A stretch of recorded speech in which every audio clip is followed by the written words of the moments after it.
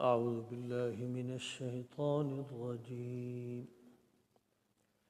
بسم الله الرحمن الرحيم. يا أيها الذين آمنوا اركعوا واسجدوا واعبدوا ربكم وافعلوا الخير لعلكم تفلحون. وجاهدوا في الله حق جهاده هو اجتباكم وما جعل عليكم في الدين من حرج ملة أبيكم إبراهيم هو سماكم المسلمين من قبل وفي هذا ليكون الرسول شهيدا عليكم وتكونوا شهداء على الناس فأقيموا الصلاة وآتوا الزكاة واعتصموا بالله هو مولاكم فنعم المولى ونعم النصير.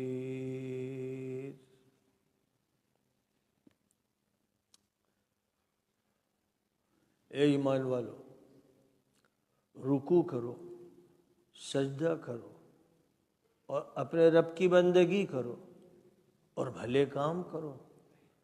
تاکہ تم کامیاب ہو، اور اللہ کی خاطر جہاد، جد و جہد اور سعی و کوشش کا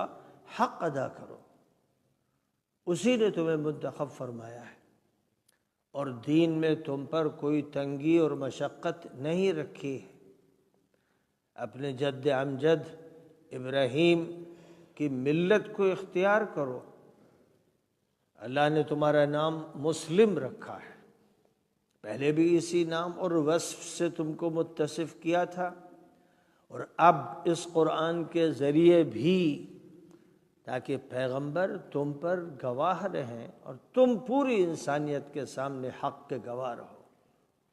نماز قائم کرتے رہو، زکوٰۃ دیتے رہو اور اللہ کے دین کو مضبوطی سے تھامے رہو. وہی تمہارا کارساز ہے، بہترین کارساز اور بہترین مددگار.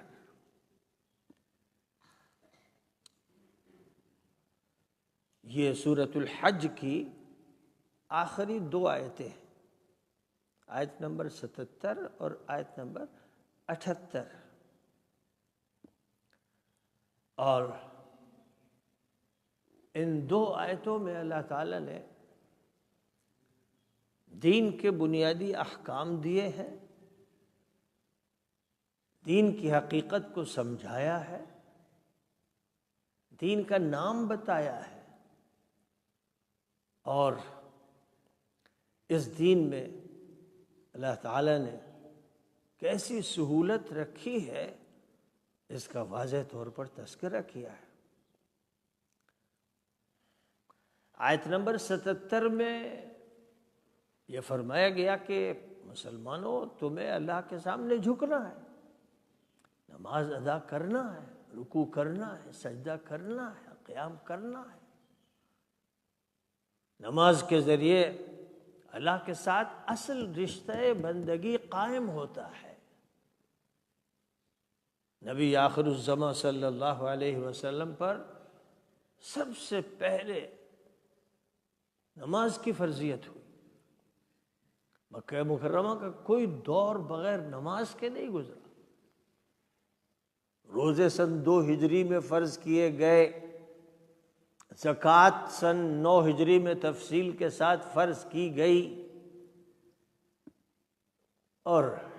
حج کے بارے میں بھی اسی بات کو محقق قرار دیا گیا کہ سن 9 ہجری میں حج فرض کیا گیا. تو کتنا طویل عرصہ بغیر حج کی فرضیت کے اور زکوٰۃ کی فرضیت کے گزرا. باقی بدنی عبادت اور مالی عبادت، جان و مال کے ذریعے سے جو قربانی مقصود ہے، جو جد و جہد مقصود ہے، وہ تو پہلے دن سے فرض رہی. اس لیے یہ فرمایا گیا کہ کیا میں تم کو اس تجارت کا پتہ بتاؤں جس میں تمہارا نفع ہے، نقصان نہیں ہے، اور جس کے بغیر تمہاری زندگی معتبر نہیں ہے، اور وہ یہ ہے کہ تم اللہ پر ایمان رکھو اور اس کے دین کے لیے جانی اور مالی جد و جہد کرو، اس کے بغیر دین نہیں۔ کوئی بھی شخص ایسا ہے جو کہتا ہے کہ میں مسلمان ہوں اور اس کی زندگی میں جہاد کی حقیقت نہیں، یعنی جو اصل جد و جہد دین کے لیے چاہیے وہ نہیں ہے، تو صحیح بات یہ ہے کہ وہ اللہ کے ہاں منظور شدہ مسلمان نہیں، وہ لوگوں میں مسلمان شمار کیا جائے، اس کا نام مسلمانوں جیسا ہو، لیکن اللہ کے ہاں اس کو کامیابی نہیں ہے، اسے نقصان ہی ہونا ہے، اسے نجات نہیں ملنی۔ تو دین کی جد و جہد یہ تو پہلے دن سے فرض قرار دی گئی، اور نبی پاک علیہ السلام پر جب قرآن پاک کی ابتدائی آیات کا نزول ہوا اور اللہ تعالیٰ نے آپ کا بحیثیت نبی اور رسول کے انتخاب فرمایا اور آپ کو ایک مشن انبیاء کرام کا سونپ دیا گیا، تو اس کے بعد پھر وہ دن تھا اور زندگی کا آخری دن تھا، کبھی پھر آپ خاموش نہیں بیٹھے، پھر دین کی جد و جہد میں پوری طرح لگ گئے، وقف ہو گئے، اور جو بھی آپ پر ایمان لاتا تھا مکہ مکرمہ میں، جو بھی آپ پر ایمان لاتا تھا وہ اس جد و جہد میں مصروف ہو جاتا تھا۔ ظاہر ہے کہ ابتدائی دور میں ایمان لانے والوں میں حضرت ابو بکر صدیق رضی اللہ تعالی عنہ ہیں، جو نبی پاک علیہ السلام سے پہلے سے تعلق رکھتے تھے، نبوت سے پہلے سے تعلق رکھتے تھے، محبت کرتے تھے، جو نبی کی پہچان کے لوگ تھے، جو قریب تھے، جن کو ساتھی اور دوست کہا جا سکتا ہے، ان میں ابو بکر صدیق بھی تھے، اور وہ صدیق بنے ہی اسی لیے کہ انہوں نے کبھی شک اور شبہ نہیں کیا۔ نبوت کا پہلا دن ہو اور نبی پاک علیہ السلام کی زندگی کا آخری دن ہو، کبھی بھی کوئی ایسا وقت نہیں گزرا کہ جس میں ابو بکر صدیق کو کوئی شک ہوا، کوئی تردد ہوا، کوئی تذبذب ہوا، اور ان کے ذریعے بڑے اہم لوگ اسلام میں داخل ہوئے، بڑے بڑے صحابہ ابو بکر صدیق کی کوششوں کا نتیجہ تھے۔ تو بہرحال جس نے بھی اسلام قبول کیا، اور سب سے پہلی اسلام لانے والی تو خدیجہ الکبریٰ رضی اللہ تعالی عنہا ہے، اور جہاں تک تعلق ہے سیدنا علی کا، وہ تو نبی کے بیٹے ہی کی طرح تھے کہ نبی کے گھر میں 5-6 سال سے پل رہے تھے، ایک بچے کی عمر سے انہوں نے نبی پاک علیہ السلام کی شفقتیں اور توجہات حاصل کی، گویا نبی ہی ان کے باپ بن گئے، اور 10 سال کے ہوئے تھے کہ نبوت کا سلسلہ شروع ہوا۔ تو ظاہر ہے کہ علی تو جان رسول تھے اور رسول جان علی تھے۔ قرآن پاک میں جو تعبیر استعمال کی گئی وہ اس طرح کی کہ ایک دوسرے کی جان، یا کہ جان دو قالب، یعنی جسم تو دو ہیں، جان ایک ہے، تو ظاہر ہے کہ ان کا ایک الگ مقام ہے۔ لیکن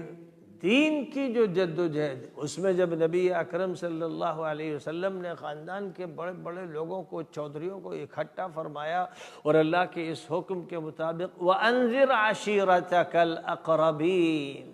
جو آپ کے قریب ترین رشتہ دار ہیں ان کو آگاہ کر دیجئے، خبردار کر دیجئے، بتا دیجئے کہ اب میں یہ مشن لے کر اٹھا ہوں۔ تو نبی صلی اللہ علیہ وسلم نے خاندان کے اہم ترین لوگوں کو، جو لیڈر تھے، چودھری تھے، بڑے شمار ہوتے تھے، ان سب کو اکٹھا کیا، گھر کے لوگوں کو اکٹھا کیا، اور ان کے سامنے بات کو پوری وضاحت کے ساتھ رکھ دیا کہ اب میں وہ محمد نہیں ہوں جس کو تم پہلے جان رہے تھے، اب اللہ تعالیٰ نے مجھ کو بحیثیت نبی کے اور رسول کے منتخب کیا ہے، میں اللہ کا فرستادہ ہوں، میں اللہ کی طرف سے اب تمہیں ہدایت دینے والا ہوں، اور کون میری مدد کرے گا؟ تو جو 10-11 سال کا ابھی لڑکا تھا، وہ جو تاریخ اسلامی کا سب سے بڑا ہیرو بننے والا تھا، وہ علی تھے کہ جو بار بار کھڑے ہوئے، حضور میں مدد کروں گا۔ اب ایک بچہ ہے، آج کل تو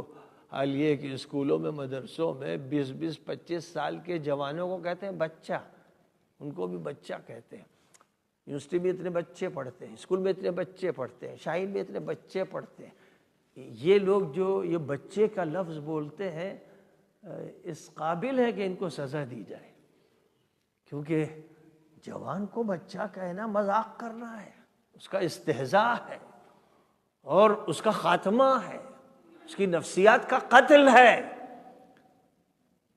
دیوبند میں، ندوے میں، سب جگہ سنتا ہوں جو دورہ کر رہے ہیں، بڑی بڑی داڑیاں ہیں کہ ان کی اگر شادی ہو جاتی وقت پر تو 3-4 بچے ہوتے، ان کو کہتے ہیں اتنے بچے پڑھ رہے ہیں فضیلت میں، اتنے بچے پڑھ رہے ہیں عالمیت میں، اتنے بچے پڑھ رہے ہیں دورہ حدیث میں۔ تو یہ گالی ہے، طالب علموں کے لیے گالی ہے، اور کوئی جواز نہیں، نہ لغتاً جواز ہے، نہ عرفاً جواز ہے، نہ خلقاً جواز ہے، نہ شرعاً جواز۔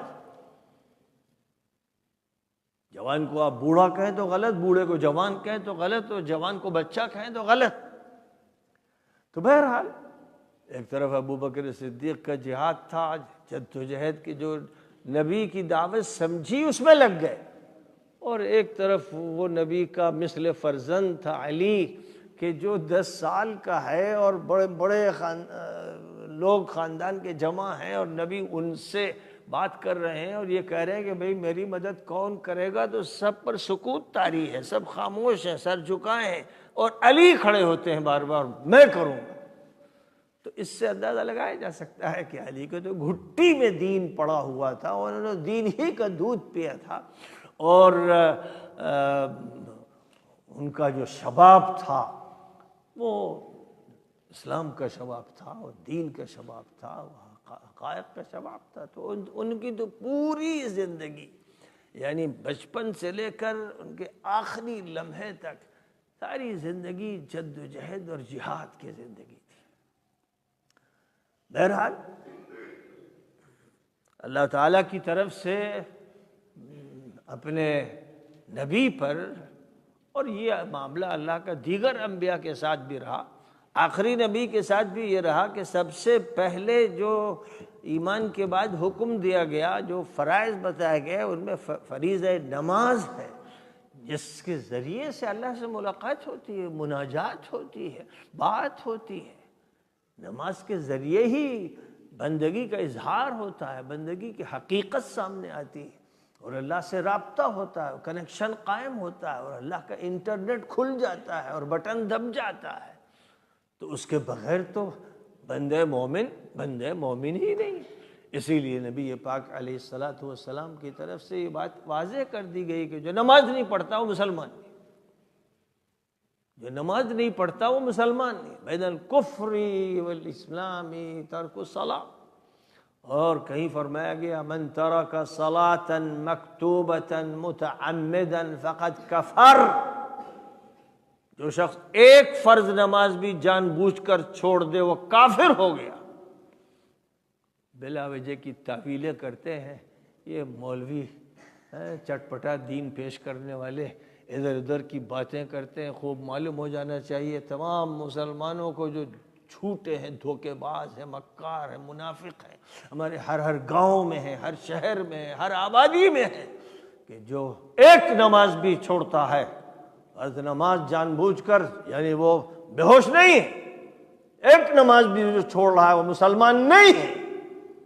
وہ کافر ہے۔ امام احمد ابن حنبل کا تو یہ مسلک ہے، اور متعدد علماء کا مسلک سب کا ہونا چاہیے تھا، بات بالکل صاف ہے۔ اسی لیے مشرکین سے جب کہا گیا کہ تمہیں کب قبول کیا جائے گا، تو یہ فرمایا فَإِن تَابُوا وَأَقَامُوا الصَّلَاةَ وَآتَوُا الزَّكَاةَ فَخَلُّوا سَبِيلَهُمْ، اگر یہ توبہ کر لیں اپنے شرک سے اور نماز قائم کریں اور زکوٰۃ دیں، تب ان کا راستہ چھوڑا جائے گا، ورنہ پھر یہ تہہ تیغ کر دیے جائیں گے۔ پھر ایک اور آیت میں فرمایا فَإِن تَابُوا وَأَقَامُوا الصَّلَاةَ وَآتَوُا الزَّكَاةَ فَإِخْوَانُكُمْ فِي الدِّينِ، یہ اگر شرک سے کفر سے توبہ کر لیں اور نماز پڑھیں اور زکوٰۃ دیں تب یہ تمہارے دینی بھائی ہوں گے۔ قرآن کہہ رہا ہے، وہی حدیث کہہ رہی ہے، پھر یہ بیچ میں مولوی کہاں سے گھستا ہے؟ یہ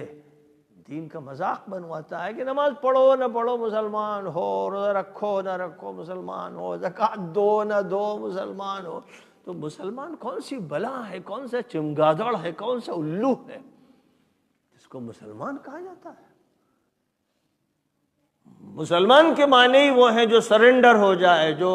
اللہ کے حوالے ہو جائے، جو اپنے کو اللہ کے حوالے کر دے، وہی مسلم کہلاتا ہے۔ عربی زبان میں یہی معنی ہے اور دین اسلام میں یہی معنی ہے۔ جب تک وہ سرنڈر نہیں ہوتا اللہ کے احکام کے لیے، اللہ کی شریعت کے لیے، وہ مسلم نہیں ہے۔ اس لیے سب کو معلوم ہو جانا چاہیے اور ایک دوسرے کو بتانا چاہیے کہ بغیر نماز کے پڑھے تم مسلمان نہیں ہو، گھسپیٹی ہو، بدماش ہو، ہمارے اندر ڈالے گئے ہو، تم ایجنٹ ہو شیطان کے، ابلیس کے، اور تمہاری شادی حرام ہے کسی مسلم لڑکی سے۔ وَلَا تَنْكِحُوا الْمُشْرِكَاتِ حَتَّى يُؤْمِنَّ وَلَا تُنْكِحُوا الْمُشْرِكِينَ حَتَّى يُؤْمِنُوا۔ اس کو صاف کر دیا گیا قرآن پاک میں کہ مومن کی مومن سے شادی ہوگی، مومن کسی غیر مومن سے شادی نہیں کر سکتا، نہ عورت کی نہ مرد کی کسی کی بھی شادی، کسی کا بھی رشتہ اسلام کے نظام میں اس وقت تک نہیں ہو سکتا جب تک کہ دونوں نمازی نہ ہو، دونوں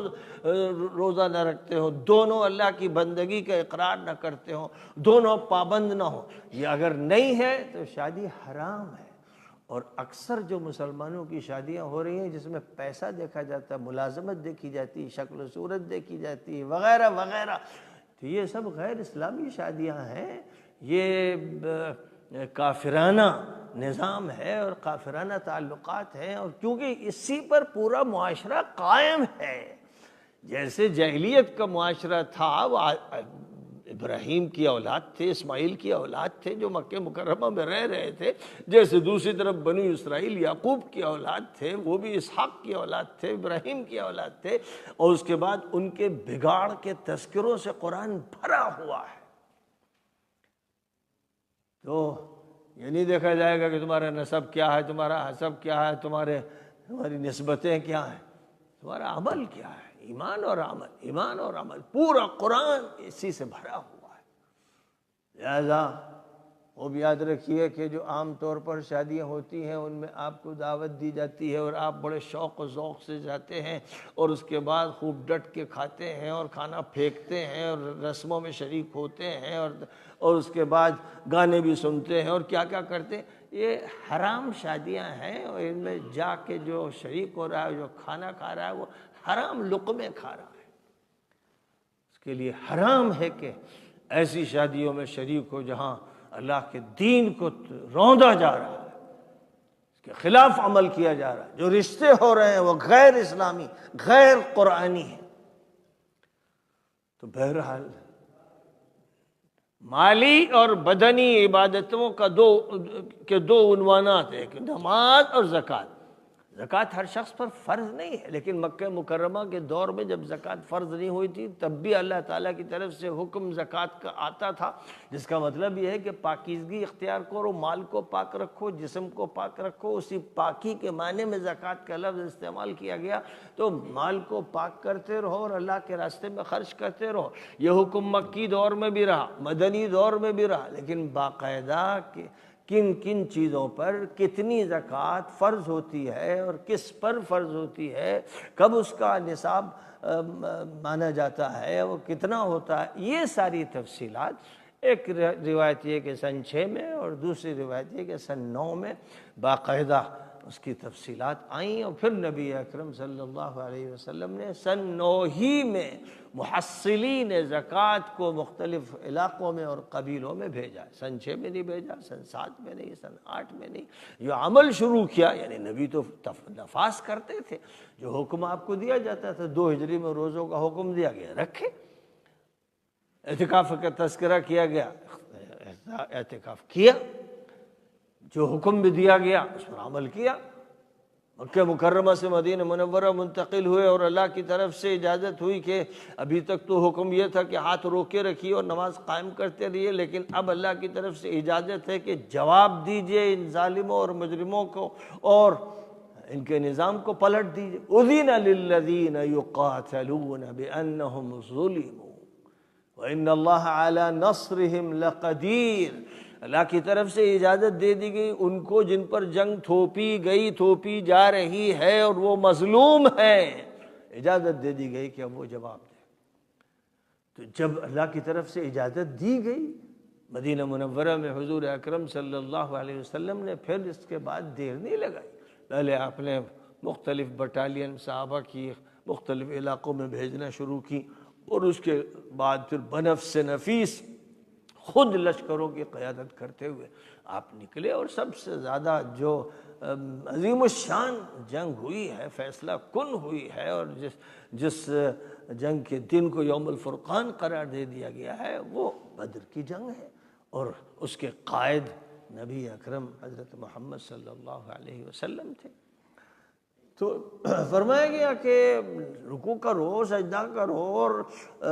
اللہ کی بندگی کرو، اور بھلائی کے کام کرو۔ یہ ایک لفظ ایسا بول دیا گیا عام کہ فکری بھلائی اور زبان کی بھلائی اور کان کی بھلائی، اور انسان کو جو اعضاء دیے گئے ہیں ان کا بھلائیوں سے جو تعلق ہے، اور تصرفات کا اور کارروائیوں کا اور حسن معاشرت کا اور حسن اخلاق کا اور حسن معاملات کا، جتنا بھی وسیع دائرہ ہے، اس دائرے میں ہر جگہ یہ دیکھنا چاہیے کہ میں جو کام کر رہا ہوں وہ خیر ہے یا نہیں، لہذا خیر ہے تو مجھے اختیار کرنا ہے، اور اگر خیر نہیں ہے تو نہیں کرنا ہے۔ تو اس کے لیے ظاہر ہے کہ وہ علم ہونا چاہیے کہ خیر اور شر کا پتہ چلے، حق اور باطل کا پتہ چلے، صحیح اور غلط کا پتہ چلے۔ جو آدمی جانتا ہی نہیں، کچھ جاہل قسم کا آدمی ہے، تو وہ تو ظاہر ہے کہ تریاق کی جگہ زہر کھا لے گا، وہ حلال کی جگہ حرام کھا لے گا، کیونکہ اس کو علم ہی نہیں۔ تو اس لیے یہ ضروری ہے کہ اللہ نے جن چیزوں کو حلال قرار دیا ان کو بھی جانا جائے، جو حرام ان کو بھی جانا جائے۔ پھر آگے جو بات پھر ارشاد فرمائی گئی اسی آیت کریمہ میں کہ اللہ کے راستے میں آخری درجے کی ممکنہ کوشش کرو۔ لفظ جو استعمال ہوتا ہے قرآن پاک میں وہ جہاد کا، اور جہاد بنا ہے جہد سے، اور جہد کہتے ہیں جس کو ہم لوگ اردو میں جد و جہد کہہ دیتے ہیں، سعی و کوشش کہہ دیتے ہیں۔ یہ سارے الفاظ دین کے ساتھ جب مخصوص ہو، دین کے لیے محنت، دین کے لیے مشقت، دین کے لیے جدوجہد۔ جتنے لوگ ہیں آپ کو جو بھیڑ نظر آ رہی ہے وہ کاروبار کے لیے محنت کرے، ملازمت کی محنت، اور کمانے کے لیے محنت، اور ترقی کے لیے محنت، یعنی جتنے لوگ آپ کو دکھیں گے وہ اسی راستے میں لگے ہوئے ہیں۔ ہاں وہ لوگ جو دین کے فروغ کا کام کر رہے ہیں، دعوت کا کام کر رہے ہیں، نشر و اشاعت کا کام کر رہے ہیں، غلبے کا کام کر رہے ہیں، وہ جن جن طریقوں سے کر رہے ہیں جو شرعی بنیادوں پر صحیح ہے، وہ ہے جو دینی جد و جہد کر رہے ہیں۔ اس لیے دینی جد و جہد کے بغیر کام بنتا نہیں ہے۔ کبھی کبھی تبلیغی اسٹیج سے یہ بات کہہ دی جاتی ہے کہ یہ جو علماء مدارس میں پڑھا رہے ہیں یہ دین کی جد و جہد نہیں ہے، یہ تبلیغ کی یہ جد و جہد اصل ہے۔ بات صحیح بھی ہے اور غلط بھی ہے۔ بات صحیح ہے کہ اگر جو لوگ بھی پڑھانے میں مشغول ہیں صرف ملازمت کی وجہ تو اور تنخواہ کی وجہ سے پڑھا رہے ہیں، اور اگر اس میں کچھ آگے پیچھے ہو تو وہ پھر مدرسہ چھوڑ کے کہیں اور چلے جائیں گے، ہو سکتے کپڑا بیچنا شروع کر دیں، ہو سکتے چمڑا بیچنا شروع کر دیں، یعنی ان کی وابستگی کاروباری ہے۔ اصل یہ ہے، یہ الگ بات ہے کہ دین کی تعلیم کا یہ فائدہ اور وہ فائدہ اسی وقت ہے جب کہ وہ دینی جد و جہد کا حصہ ہو، اور دینی جد و جہد کا جب حصہ ہوتا ہے تو لا اسألکم علیہ اجرا، نبی سے یہ کہلوایا جاتا ہے کہ اے لوگوں، میں تم سے کوئی اجرت نہیں چاہتا، تنخواہ نہیں چاہتا، کوئی بدلہ نہیں چاہتا، کوئی شکریہ نہیں چاہتا، میں اس کے لیے نہیں کر رہا ہوں۔ تو یہ نسبت پھر ہونا ضروری ہے، اور اگر یہ نسبت نہیں ہے، ظاہر ہے کہ مجبوری کا لحاظ رکھتے ہوئے فتاویٰ بھی دیے گئے کہ بھئی مدارس میں کوئی پڑھا رہا ہے، قرآن پڑھا رہا ہے، حدیث پڑھا رہا ہے تو وہ تنخواہ لے سکتا ہے وغیرہ وغیرہ، اس کے جواز کو نکالا گیا مجبوریوں کی بنیاد پر۔ لیکن دینی جد و جہد جس کا نام ہے تو اس میں تو لا اسألکم علیہ اجرا وہ اصل ہے، اور اس اصل کی بنیاد پر نبی کا کام ہوتا ہے، نبی کی بات ہوتی ہے۔ تو جب اس نقطۂ نظر سے دیکھا جائے تو محض ملازمت، چاہے وہ مدرسے کی ہو یا کسی دینی ادارے کی ہو، کافی نہیں ہے، اس کو دینی جد و جہد نہیں کہا جا سکتا۔ اور اگر اس کا رخ بدل جائے تو پھر صرف مسئلہ مدرسے کے نہیں، اسکول میں جو شخص پڑھا رہا ہے صحیح اور نفع بخش علم کو عام کرنے کے لیے اور ہدایت کو بھی عام کرنے کے لیے اور صحیح رخ متعین کرنے کے لیے اور طلباء کی تربیت کرنے کے لیے، تو ظاہر ہے کہ یہ اس کی دینی جد و جہد ہے، صرف کاروبار نہیں ہے، یہ دینی جد و جہد، اور یہ دینی جد و جہد بڑے وسیع معنی میں ہے۔ تو اس لیے کسی طرح کی دینی جد و جہد کا انکار نہیں کیا جا سکتا، لیکن اس کو دینی جد و جہد بنانے کے لیے ضروری ہے کہ اخلاص ہو، تصحیح نیت ہو، اور اللہ سے تعلق کی بنیاد پر عمل ہو رہا ہو، اس کی بنیاد محض معاش نہ ہو اور محض اپنے اقتصادی ضروریات نہ ہو، محض کاروبار نہ ہو، تب جا کر وہ بات پیدا ہوتی ہے۔ تو فرمایا گیا کہ بھئی جو جد و جہد مطلوب ہے وہ بالخصوص جب مقابلے کی جد و جہد ہو، یعنی ایک طرف کافروں کی جد و جہد ہے، ایک طرف ان لوگوں کی جد و جہد ہے جو دشمنان اسلام ہے، اور ایک طرف شیطان کی، ابلیس کی جد و جہد ہے، ایک طرف خود ہمارا نفس ہے جو طغیانی پر آمادہ ہوتا ہے اور وہ کشمکش پیدا کرتا ہے اور ہم ہی سے لڑتا ہے، ہمارے اندر بیٹھ کر ہمارے ساتھ دشمنی کرتا ہے۔ جیسے بہت سے دوست ہوتے ہیں، طالب علم ہوتے ہیں، ایک درجے کے ساتھی ہوتے ہیں، لیکن کسی طالب علم کے چٹورے پن میں اس کا ساتھ دیتے ہیں، چائے تو اس کے ساتھ پی سکتے ہیں، کھانا اس کے ساتھ کھا سکتے ہیں، لیکن خیر کے کاموں میں اور دین کے کاموں میں اور دعوت کے کاموں میں اور تعلیم کے صحیح کام میں مددگار نہیں ہوتے، گمراہی میں مددگار بن جاتے ہیں۔ تو در حقیقت یہ شیطان کے چیلے ہیں جو کسی پر مسلط ہو جاتے ہیں اور اس کو تباہ کر کے چھوڑتے ہیں۔ تو ایسا دوست بھی جہنم کی طرف لے جاتا ہے جو دوست اچھائی کی دعوت نہ دے بلکہ برائی کی باتیں کرے، فلم کی باتیں کر رہا ہے، موبائل میں کسی کا ننگا فوٹو دکھا رہا ہے اور کوئی اشتہار دکھا رہا ہے، جو یہ کر رہا ہے وہ خود مجرم شیطان کا ایجنٹ ہے اور طلباء کے درمیان گھسا ہوا ہے فساد کے لیے کہ ان کا ذہن خراب کر دیا جائے، ان کی تعلیم برباد کر دی جائے۔ تو یہ بہت ہی خطرناک قسم کا شیطان کا بھیجا ہوا اور فرستادہ ایجنٹ ہے، جو مدرسے میں بھی ہوتا ہے، اسکولوں میں بھی ہوتا ہے اور معاشرے میں بھی ہوتا ہے اور آبادیوں میں بھی ہوتا ہے۔ تو بہرحال جاہد یجاہد کا مطلب یہ ہے کہ مقابلے کی جد و جہد، ایک جد و جہد وہ ہے جو انسان اپنے طور پر کرتا ہے انفرادی انداز سے، اور ایک وہ ہوتی ہے کہ جس میں مقابلہ ہوتا ہے۔ ایک بات تو یہ ہے جو بڑی اہمیت کی حامل ہے جس کا تذکرہ کیا گیا، اور دوسری بات جو ارشاد فرمائی گئی ہے وہ یہ ہے کہ اللہ تعالیٰ نے ہمارے اس دین اسلام میں کوئی تنگی اور تشدد اور غلو نہیں رکھا ہے، لہذا جہاں پر بھی ایسے طریقے اختیار کیے جا رہے ہوں، ایسے فتوے دیے جا رہے ہوں جن میں بیجا شدت ہو اور سختی ہو اور جس سے دین سے نفرت پیدا ہو اور دین سے دوری ہو، تو وہ اسلام کے ترجمان نہیں ہیں، چاہے وہ کتنی بڑی بڑی فقہی کتابوں کے حوالے دیں، ان کے ان حوالوں سے کچھ نہیں ہوتا کہ صاحب یہ فتاویٰ فلاں ہے اور فتاویٰ فلاں ہے، یہ بیکار کی باتیں ہیں۔ معاشرہ طے کرتا ہے، اور معاشرے کے جو مصلح اور مجدد علماء ربانی ہوتے ہیں وہ فیصلہ کرتے ہیں وقت کے کہ اس وقت کا فتویٰ کیا ہے، اس وقت کا فیصلہ کیا ہے، اس وقت کا عمل کیا ہونا ہے۔ صرف اس کے لیے پیلی کتابیں اٹھا اٹھا کر دیکھنا گور گور کر اور وہاں سے عبارتیں نکال کے لانا، یہ ان مولویوں کا کام ہے جو بڑے چپڑ قناتی قسم کے ہیں اور ان کے اندر سے فتنے ابلتے ہیں۔ من عندہم تخرج الفتنۃ وفیہم تعود، حدیث میں انہی کے بارے میں فرمایا گیا ان کے اندر سے فتنہ نکلتا ہے، انہی کے پاس پھر پلٹ کر جاتا ہے۔ تو اللہ نے صاف فرما دیا میرے دین میں تنگی نہیں، اور یاد رکھو کہ یہ دین محمدی اصلاً ملت ابراہیمی کا ترجمان ہے، ابراہیم کی ملت کو اختیار کرنا ہے۔ لہذا اللہ تعالیٰ نے اپنے نبی صلی اللہ علیہ وسلم جو ساری دنیا کے رہبر بنائے گئے سے فرمایا وَاتَّبِعْ مِلَّةَ إِبْرَاهِيمَ حَنِيفًا،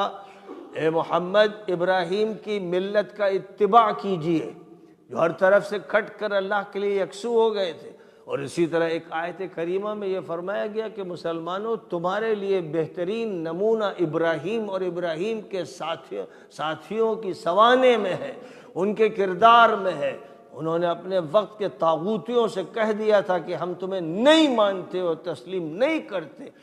یہ جو انہوں نے موقف اختیار کیا تھا حق و باطل کے سلسلے میں کہ حق پر مضبوطی سے جمے اور باطل کو ٹھکرا دیا پوری وضاحت اور صراحت کے ساتھ، اے مسلمانوں تمہیں بھی یہ موقف اختیار کرنا ہے۔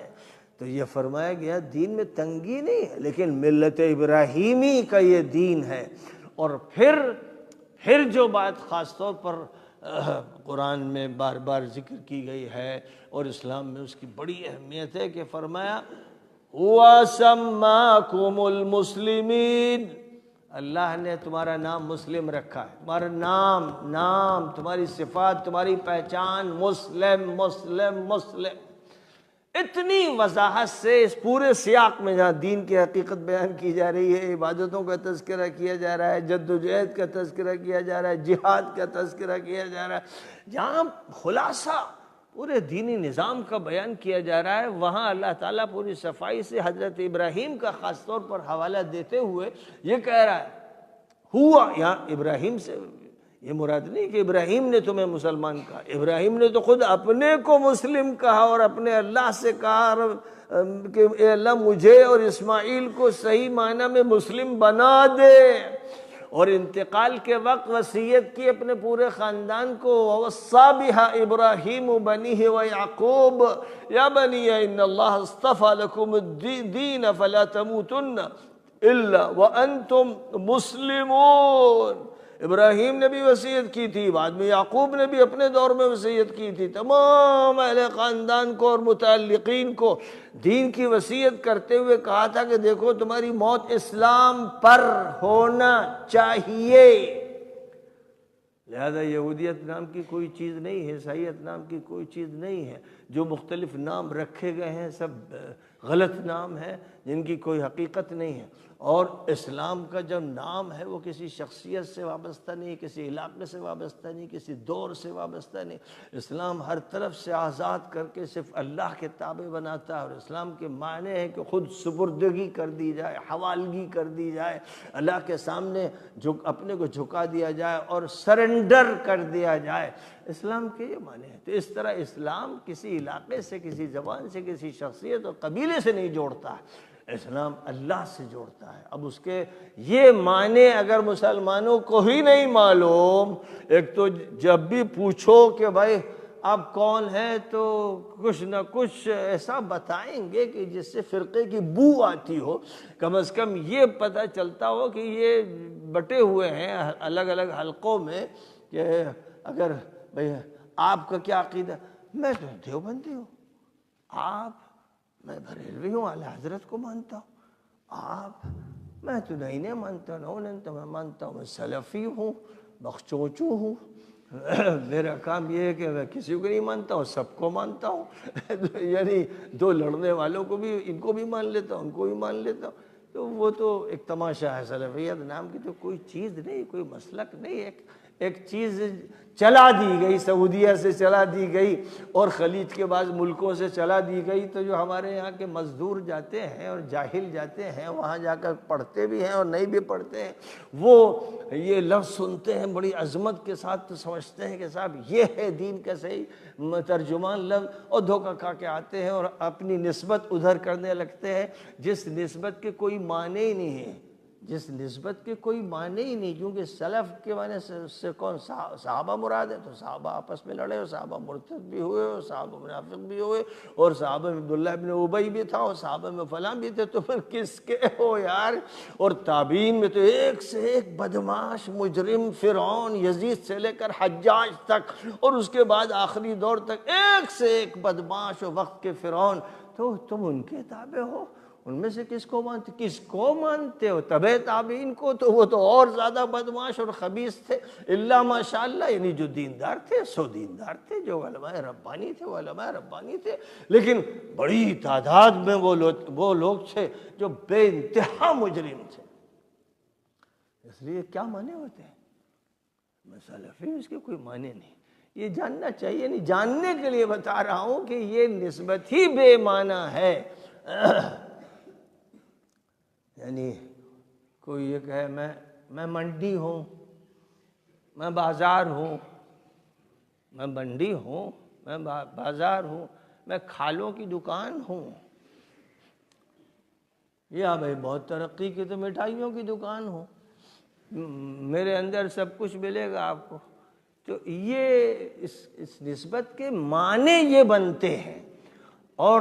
جو معنی نکالنے کی کوشش کی جاتی ہے وہ غلط ہے، ثابت نہیں ہے، نہ لغتاً ثابت ہے، نہ شرعاً ثابت ہے، اور نہ تاریخ اعتبار سے ثابت ہے۔ تو اللہ یہ فرما رہا ہے کہ میں نے کہا کہ تم مسلم ہو، لہذا اور کوئی نسبت مت ذکر کرنا۔ اس لیے کوئی اگر شیعہ یہ کہے کہ میں تو شیعہ ہوں، یعنی اہل سنت سے الگ ہوں، اور میں سنی ہوں، میں شیعوں سے الگ ہوں، دونوں خبیث ہیں، دونوں خبیث ہیں۔ قرآن کہتا ہے کہ مسلم بنو، مسلم کہو، اسلام پر جیو، اسلام پر مرو، اسلام کا جھنڈا بلند کرو، اسلام ہے اللہ کا دین۔ اور اسلام کے مراجع کیا ہیں، ریفرنس بکس کون سی ہیں؟ قرآن ہے اور نبی کی سیرت ہے، اصلاً سیرت ہے، اور جو حدیثیں بھی سیرت کے مطابق، محض حدیث نہیں دیکھی جائے گی، حدیث کو سیرت کے ساتھ سمجھا جائے گا۔ موقف کیا تھا نبی کا، جس پر قرآن اتر رہا تھا، اس نے خود کیا کیا؟ بعض حدیثیں ایسی ہیں کہ بھائی اگر کوئی غیر مسلم ہو تو اس کو بیچ راستے پہ نہ چلنے دو، اس کو سلام بھی نہ کرو، اور اس کو ایسا دھکا دو کہ وہ بس کنارے راستے پہ نالی کے ساتھ رگڑ کے چلے۔ انا للہ و انا الیہ راجعون، یہ حدیث ہے، حدیث صحیح سند کے ساتھ حدیثیں۔ یہ مولوی جو ہے، وہ جو میں کہتا ہوں جن مولویوں کو، وہ ذکر کرتے ہیں، اور نبی پاک علیہ السلام کی پوری سیرت پڑھ جاؤ، کبھی بھی آپ نے اس طرح کا کوئی رویہ اختیار نہیں کیا، بلکہ کھلم کھلا جو آپ کے ساتھ نفاق کرتا تھا اور دھوکہ بھی دیتا تھا، عبداللہ ابن ابی، وہ بھی آتا تھا تو عزت کے ساتھ بٹھاتے تھے، سلام اور کلام سب کچھ ہوتا تھا، کسی چیز میں کوئی کمی نہیں ہوتی تھی۔ اور یہی معاملہ یہودیوں کے ساتھ تھا، جب تک انہوں نے بغاوت نہیں کی اور ان کے خلاف کوئی فیصلہ نہ ہوا تو نبی صلی اللہ علیہ وسلم ان کا سلام بھی قبول کرتے تھے، اور سلام کا جواب بھی دیتے تھے، اور مجلس میں بھی بٹھاتے تھے، اور اچھی گفتگو کرتے تھے، اور راستے میں کبھی ایسا نہیں ہوا کہ آپ نے ان کو ڈکیلا ہو، مجبور کیا ہو، یعنی ایسا کہ وہ نالی کے پاس چلے، ہم سے 20 راستے میں چلے۔ یہ تو کوئی بد اخلاق آدمی کرتا ہے،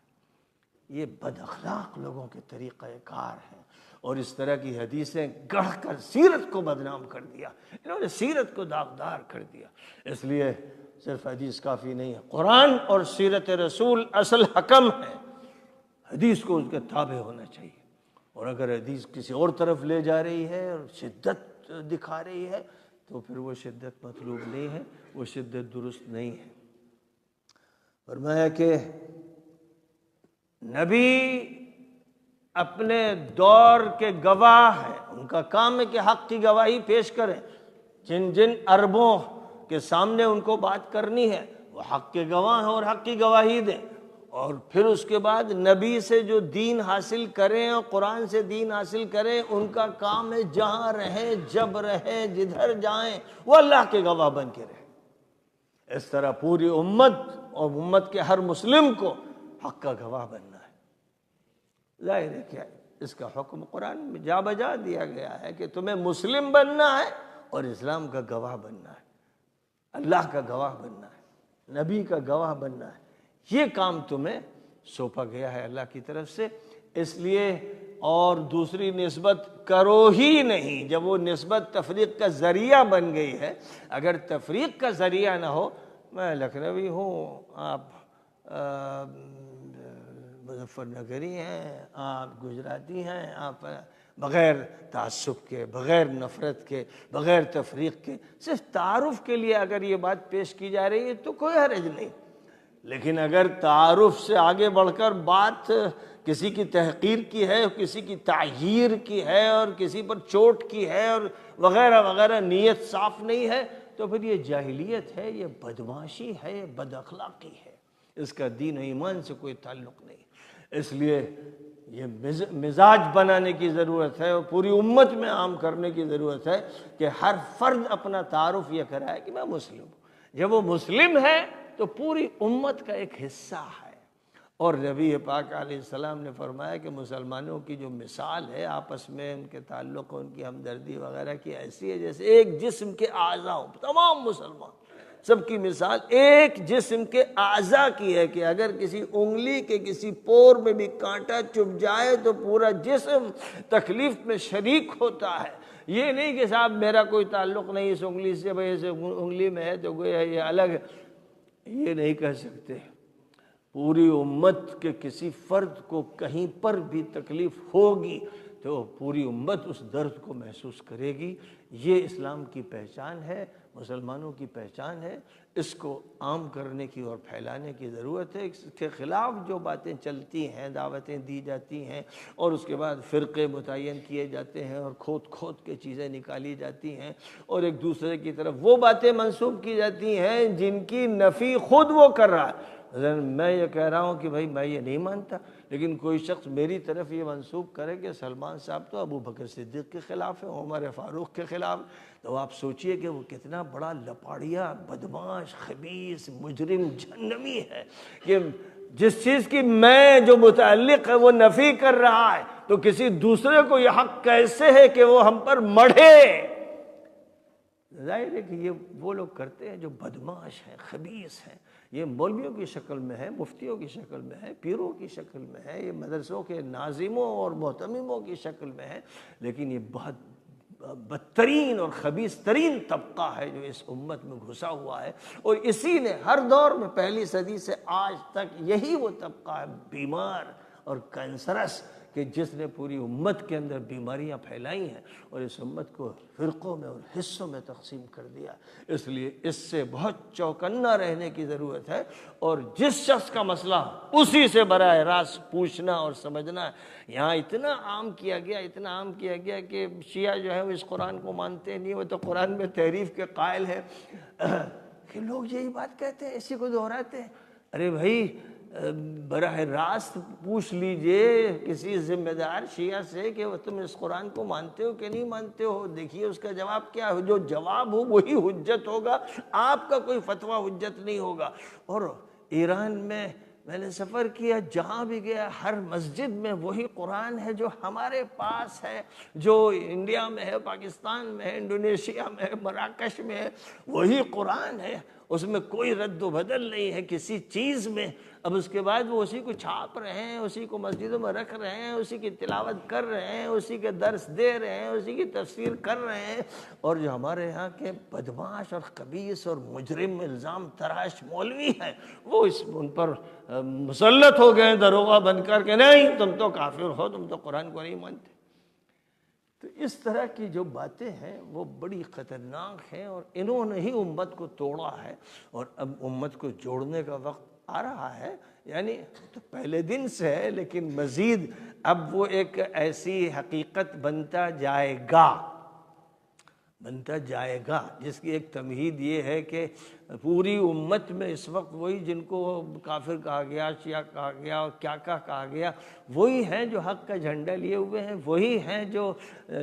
وقت کی جاہلیت سے مقابلہ کر رہے ہیں، وہی ہیں جو دنیا کی جو سپر پاور ہے دجالوں کی اور صہیونیوں کی، ان سے ٹکرا رہے ہیں۔ اور صرف یہ نہیں کہ وہ یک طرفہ حملہ کر رہے ہیں، بلکہ ان کی شہادتیں ہو رہی ہیں، زخمی ہو رہے ہیں، ان کی عمارتیں ٹوٹ رہی ہیں، بے تحاشا نقصان اٹھا رہے ہیں، لیکن جو اسلام کا حکم ہے قتال کا اور جہاد کا، اس کا حق ادا کر رہے ہیں۔ تو گویا وہ یہ بتا رہے ہیں کہ اگر کوئی حق پر ہو سکتا ہے جو دشمنوں کو پہچانے اور ان سے مقابلہ کرے اور ٹکرائے اور قرآن کا مقصد پورا کرے، تو بہرحال یہی اللہ کے بندے ہیں، یہی جیالے ہیں، یہی مجاہد ہیں جو یہ کام انجام دے رہے ہیں۔ اور یہی بات دھیرے دھیرے آگے بڑھتے بڑھتے حضرت مہدی تک جب پہنچے گی، تب تو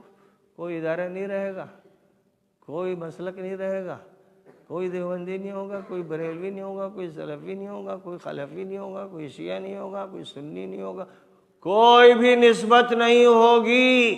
صرف قرآن کی دی ہوئی نسبت اسلام اسلام اسلام ہوگا، اسی کا کلمہ سربلند ہوگا۔ اور جتنے بھی اس کے خلاف باتیں کرنے والے لوگ رہے ہیں اور مفتیوں نے فتوے دیے ہیں، وہ سب جلا دیے جائیں گے، خاکستر کر دیے جائیں گے۔ ایک نظام برپا ہوگا اور وہ اسلام کا ہوگا اور حق کا ہوگا۔ تو وہ وقت آنا ہے، اور اس کو مانتے بھی ہیں، سب مانتے ہیں، لیکن ایسا مانتے ہیں کہ اس میں ملاوٹ کیے بغیر چین سے رہتے نہیں۔ ان کا شیطان سکوت اختیار نہیں کرتا، وہ اسی میں خلط ملط کر کے رہتے ہیں۔ وآخر دعوانا ان الحمد للہ رب العالمین۔ اللهم لك الحمد كما ينبغي لجلال وجهك وعظيم سلطانك۔ اللهم صل على سيدنا مولانا محمد النبي الأمي وعلى آله وسلم تسليما۔ ربنا آتنا في الدنيا حسنة وفي الآخرة حسنة وقنا عذاب النار۔